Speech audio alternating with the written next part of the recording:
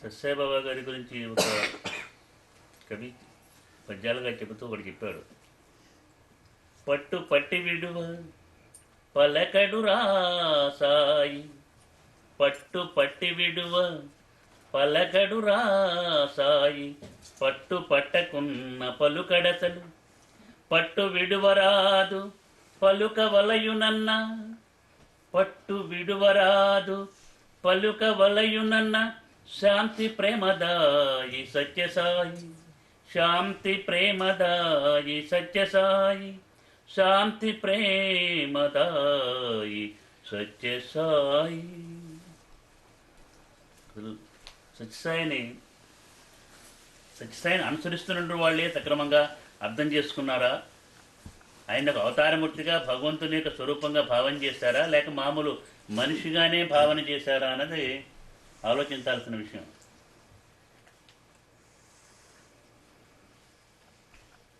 Jesus Christ శిలువ మీద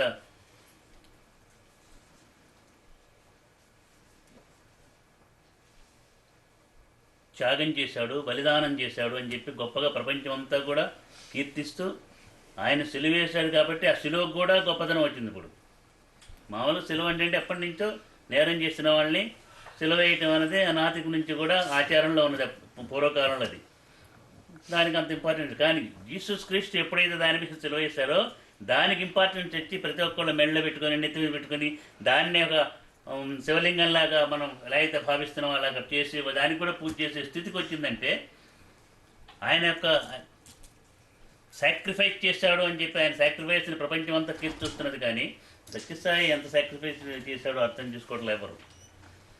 కాసేపు ఒక 10 నిమిషాలు జాగ్రత్తగా వినండి. సత్యసాయి బాబా ఒక చక్రవర్తికి పుట్టాడా? చెప్పండి, చక్రవర్తికి పుట్టాడా? లేక ఒక ప్రధానమంత్రికి ఒక చీఫ్ మినిస్టర్ కొడుకుగా పుట్టి వాళ్ళ దగ్గర నుంచి ఏమైనా సంక్రమించుకుంటే వాటితో ఏమైనా పెద్ద పెద్ద ఇతరమైనటువంటి హోదా వచ్చి ఏమైనా ఉందంటే ఏమి? కుగ్రామంలో పుట్టపర్తి అంటే ఏంటో ఎవరికి తెలియనటువంటి అనంతపురం జిల్లా, బాగా వెనుకబడినటువంటి జిల్లా అయినటువంటి అనంతపురం జిల్లాలో పుట్టపర్తిలో మారుమూల గ్రామం పుట్టపర్తి, మట్టి బిద్దెలతో ఉండేటువంటి ఇంట్లో అతి బీద కుటుంబంలో మనం భట్రాజులని ఏదైతే అంటామో ఆ యొక్క రాజుల యొక్క కుటుంబంలో పుట్టినటువంటి బీద వాళ్ళకి పుట్టినటువంటి అతి బీదవాడు ఎవరయ్యా అంటే ఆ యొక్క చిన్న పిల్లవాడు. భగవంతుడు అవతారం పక్కన పెట్టండి, ఆ విధంగా పుట్టినటువంటి ఆ యొక్క పిల్లవాడు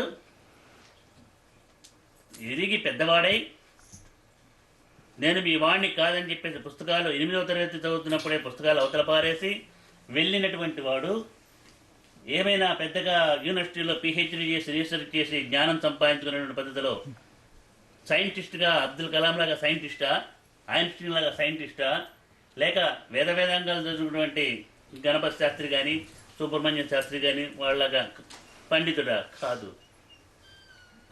ఇంతమందిని ఆకర్షించుకుంటూ వచ్చి ఇంతమంది గొప్ప గొప్ప ఆ రంగాల్లో వాళ్ళకి తెలియనివి కూడా వాళ్ళకి బోధ చేసి సూర్య భగవంతం వాళ్ళ దానికి తనే ఆ సర్జరీ కూడా ఆపరేషన్ కూడా చేసినట్టు చెబుతున్నారు. రాజకీయ నాయకులకి రాజకీయ సలహాలు, శాస్త్ర సంబంధమైన వాళ్ళకి శాస్త్ర సలహాలు, ఎవరైతే వాళ్ళకి సలహాలు ఇచ్చుకుంటూ మొరటి వాళ్ళని, కడుకు వాళ్ళని, కటువు వాళ్ళని, అట్లాంటి వాళ్ళని, ఇట్లాంటి వాళ్ళని అందరినీ కూడా ప్రపంచవ్యాప్తంగా లాక్కొచ్చి ఈనాడు పుట్టపర్తిని అంతర్జాతీయ విద్యా కేంద్రంగా, అంతర్జాతీయ వైద్య కేంద్రంగా, అంతర్జాతీయ హ్యూమన్ వాల్యూస్ కేంద్రంగా తీర్చిదిద్దినటువంటి, అసలు భారతదేశానికి ప్రతి ఒక్కళ్ళు కూడా పరిగెత్తుకుంటూ వచ్చేట్టు, ప్రపంచంలో అన్ని దేశాల నుంచి అంత దగ్గర నుంచి కూడా భారతదేశం వచ్చేట్టుగా భారతదేశానికి కీర్తి ప్రశ్నలకు వచ్చింది ఎవరా అంటే సత్యసాయి. మనం మర్చిపోయినాం. మామూలు మనిషి ఆ విధంగా చేశాడంటే ఏం చేయాలంటే సాష్టాంగ దండ ప్రణామం చేయాలి. ఒక విల్ పవర్తో, ఒక ప్రేమతత్వంతో ఇంతటి స్థితికి వచ్చినటువంటి మీరు నమ్మినా నమ్మకపోయినా విశ్వ ప్రేమైక మూర్తి సత్యసాయి. ఎవరు ఒప్పుకున్నా ఒప్పుకోపోయినా, ఎవరు ఏ విధంగా మాట్లాడినా మాట్లాడకపోయినా, Sathya Sai is incarnation of universal divine love, universal divine cosmic energy. అంటే పేరు సత్య సాయి బాబా. సత్య అంటే సత్యమైన ట్రూ, సా అది కూడా సత్యమైనటువంటి, ఆయి మాత, బాబా అంటే తండ్రి. యూనివర్సల్ మదర్ అండ్ ఫాదర్ ఎవరైతే ఉన్నారో శివశక్తి స్వరూపమైనటువంటి కుడి భాగం అంతా కూడా శివశక్తి, ఎడమ భాగం అంతా కూడా శక్తి, శివుడు శక్తి కలిసినటువంటి ఆ శివశక్తి స్వరూపమే సత్యసాయి. ఒక అమ్మాయి అడిగింది, అమ్మాయి అంటే చిన్న అమ్మాయి కాదు, పెద్ద ఆమె, వాషింగ్టన్ డీసీ వర్జీనియా ఏరియాలో, స్వామి మేము ప్రార్థన చేస్తున్నాం, ఇప్పుడు కాదు చాలా సంవత్సరాలు, 5-6 సంవత్సరాలు 7 సంవత్సరాలు కానీ సత్యసాయి భజన బాగా చేస్తున్నారు. మరి సత్యసాయి బాబా గారు మరి రావట్లేదు, బాబా రావట్లేదు ఏమిటండి? అమ్మా ఆయన పేరేంటి? సత్యసాయి బాబా గారు. ఆయన ఉండే నివాసం పేరేంటి? ప్రశాంతి నిలయం. ఆయన ఉండే మందిరం పేరేంటి? ప్రశాంతి మందిరం. ప్రశాంతి నిలయంలో, ప్రశాంతి మందిరంలో ఆయన ఉంటాడు. మరి ఆయన వచ్చి నీ మనసులో ఉండాలంటే, నీ హృదయంలోకి రావాలంటే, నీ హృదయం ఎట్లా ఉండాలి? ప్రశాంతి నిలయంగా ఉండాలి. నీ మనసు ఎంత కావాలి? ప్రశాంతి నిలయంగా ఉండాలి. నీ మనస్సుని ప్రశాంతి నిలయం చేసుకొని హృదయంలో ప్రేమను నింపుకొని ఆవో సాయి అనక్కర్లా, ఆయనే వస్తాడు, టెస్ట్ వేసుకొని ఉంటాడు. కాబట్టి ఆయన నన్ను రమణమని పిలిచారు, మీ ఇంటికి పిలిచారు, అవుతాడు అన్నాను. అంతా కూడా బయట అంతా కంపు గింపు పెట్టి ఏం చేస్తున్నారు, వచ్చినవన్నీ శుభ్రం చేసేసి చక్కగా చేసి కూర్చునే సింహాసనం కూడా చక్కగా చేసి అక్కడ కూర్చోబెడుతున్నారు కదా. ప్రశాంతి నిలయవాసిని నేను అంటే యూ మేక్ యువర్ హార్ట్,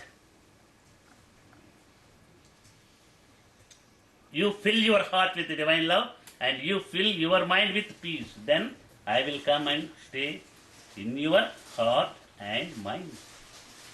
మనం అన్నీ ఇస్తున్నాం, పూలు గుప్పలు పట్టి కాంపిటీషన్తో వాళ్ళకంటే బాగా పాడాలని, వీళ్ళకంటే పాడాలని, భజన కీర్తనలో పోటీ అనమాట.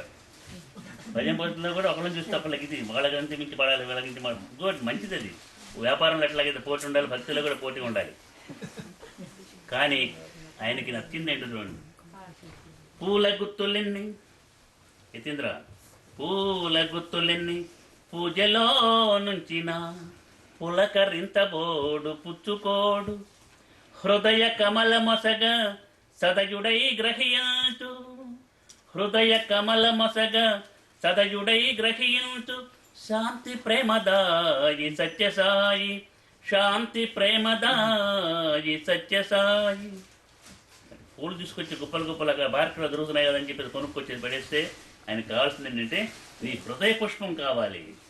ఆ హృదయ పుష్పం ఎట్లా ఉండాలి అంటే మంచి వాసన వస్తున్నారు కదా, మరి సువాసన ఏదంటే ప్రేమతో నింపి భక్తితో బాగా రంగరించి అప్పుడు తీసుకొచ్చి ఇస్తే అది ఆయన స్వీకరిస్తాడు.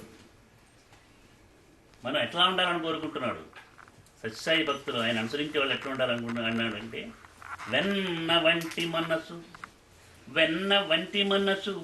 వెన్నెల చూపులు, తేనె వంటి మాట తెలివి మూట, సత్యసాయి భక్త సల్లక్షణంబులు, శాంతి ప్రేమదాయి సత్యసాయి, శాంతి ప్రేమదాయి సత్యసాయి. వెన్న వంటి మనసు వెన్నగా ఉండాలి, కఠినంగా ఉండకూడదు. అంటే మృదువుగా. వెన్నెల చూపులు చూస్తే వెన్నెల చక్కగా సూర్యుడి నుంచి వచ్చి తట్టుకోలేము మనం. సూర్యుని దగ్గర నుంచి వచ్చిందే చంద్రుడి దగ్గరికి వచ్చి చంద్రుడి నుంచి వస్తుంటే హాయిగా ఉంటుంది. కాబట్టి వెన్నెల చూపులు వెన్నెల్లాగా ఉండాలి, తెల్లదనాన్ని ఇచ్చింది, ప్రేమని ఆప్యాయతని సూచించేట్టుగా ఉండాలి. వెన్న వంటి మనసు వెన్నెల చూపులు, తేనె వంటి మాట తేనెలాగా తీయగా ఉండాలి, అంతేగాని కటువుగా ఉండకూడదు. ఏమో ఎక్కడ తెచ్చావు ఇక్కడ రా అంటే ఆయన పరిగెత్తి ఉండిపోతాడు. లోపల మనకి ప్రేమ మాత్రమే కాదు, ఇక్కడ మళ్ళీ ప్రేమ ఎక్కువైపోతే కూడా ఎరా అని మీరు నవ్వకండి.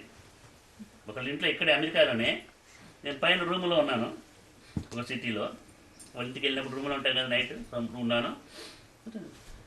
ఎరా ఏం చేస్తున్నావు అని ఉంటుంది ఆవిడ. ఏమ్మా ఎవరిని పిలుస్తున్నావు? మీ అన్నాను. కాదు మా ఆయనండి. వాళ్ళ ఆయన ఎరా ఎక్కడ ఉన్నావు అంటే ప్రేమ ఎక్కువ అయితే ఎరా అని పిలుస్తుంది.